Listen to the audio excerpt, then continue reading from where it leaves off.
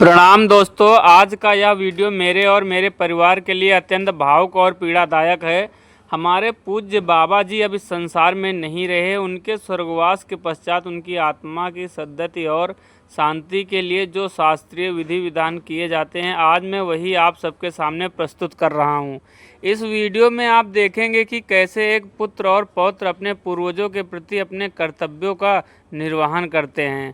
अंतिम संस्कार से लौटने के पश्चात सबसे पहला कार्य शुद्धिकरण का होता है। हम सब ने मिलकर विधिवत स्नान किया। यह क्षण दुख से भरा हुआ था, किंतु हमारी संस्कृति में हर परंपरा का एक गहरा अर्थ होता है। शरीर की शुद्धि के साथ ही हम अगले चरण की तैयारी में जुट गए। अब शुरू होती है घटबंधन की मुख्य विधि। पंडित जी के निर्देशों के अनुसार मेरे पिताजी ने इस पवित्र कार्य का संकल्प लिया। एक कच्चे मिट्टी के घड़े को, जिसे घट कहते हैं, उसे सूत के धागे से बांधा जाता है। यह घट मृत आत्मा की उस प्रतीक माना जाता है। कहते हैं जब तक 10 कर्म और श्राद्ध पूरा नहीं होता, आत्मा का निवास इसी में होता है। इस पूरी विधि के दौरान पंडित जी द्वारा उच्चारित मंत्र वातावरण को पवित्र कर रहे थे। पिताजी ने बड़ी श्रद्धा और धैर्य के साथ एक एक नियम का पालन किया, ताकि बाबा जी की आत्मा को अगली यात्रा में कोई कष्ट ना हो।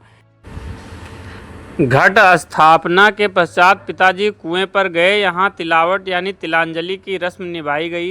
काले तिल और जल के द्वारा पूर्वजों को तृप्त करने की यह प्राचीन परंपरा। कुएं के ठंडे जल में डुबकी लगाकर पिताजी ने उससे पवित्र जल से बाबा जी को अर्घ्य दिया। यह दृश्य हमारी संस्कृति की गहराई और श्रद्धा को दर्शाता है।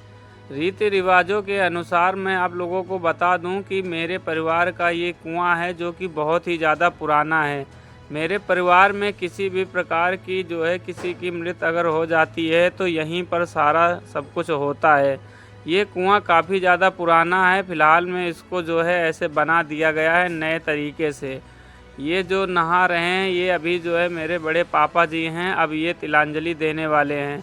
आप लोग बताओ भाई कि आप लोगों के यहाँ क्या, अगर कोई ऐसा मृत्यु हो जाती है तो आप लोगों के यहाँ किस प्रकार से होता है सब कुछ?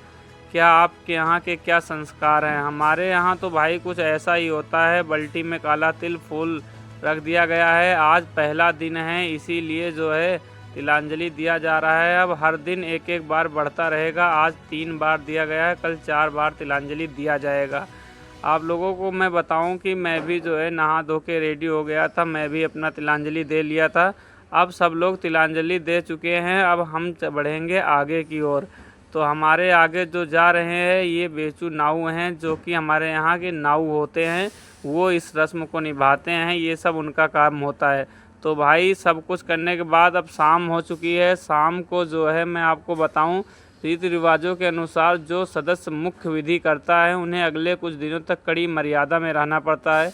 पिताजी ने सबसे अलग बिना लहसुन प्याज का सात्विक भोजन स्वयं बनाया।